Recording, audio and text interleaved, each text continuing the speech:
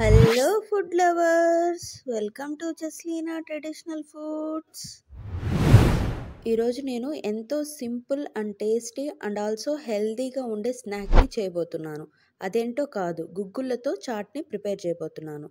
ఇప్పుడు దాని తయారీ విధానం చూద్దాం. ముందుగా ఒక కప్పు గుగ్గులను 5 నుంచి 6 గంటల పాటు మినిమం నానబెట్టుకోవాలి.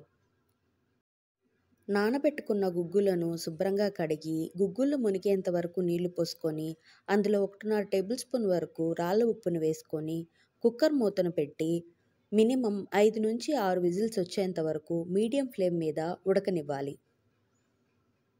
5-6 విజిల్స్ అనడం కంటే వీడియోలో చూపించిన విధంగా ఒక గుగ్గులను తీసుకొని మెదిపినప్పుడు మెత్తగా అవ్వాలి. అలా అయ్యేంతవరకు మనం ఉడకబెట్టుకోవాలి. ఇలా ఉడికించుకున్న గుగ్గులను పక్కకు తీసి పెట్టుకోవాలి. ఇప్పుడు దీనికి తాలింపు ఎలా పెట్టుకోవాలో చూద్దాం. ముందుగా స్టవ్ వెలిగించి దాని మీద ఒక బాణలు ఉంచి అందులో 1.5 టేబుల్ స్పూన్ వరకు ఆయిల్ని వేసి వేడెక్కిన తర్వాత అందులో ఆవాలు కొంచెం, జీలకర్ర కొంచెం, కొంచెం మినప్పప్పు, కొంచెం శనగపప్పు, ఒక ఎండుమిరపకాయ వేసి వేగనివ్వాలి. వేగిన తర్వాత ఇందులో కొంచెం కరివేపాకు వేసి అది కూడా వేగిన తర్వాత ఉడికించుకున్న గుగ్గులను వేసి ఒక 1/2 నిమిషం పాటు వేగనివ్వాలి. వేయించుకున్న గుగ్గుల్లో 1 టేబుల్ స్పూన్ వరకు కారంని వేసి సన్న సెగ మీద వేగనివ్వాలి.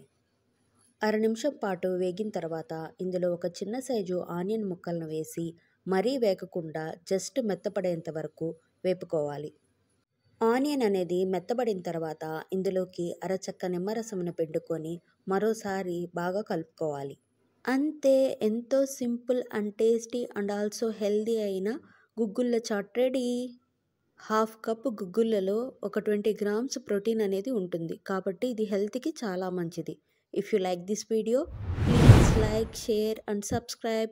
Thank you for watching.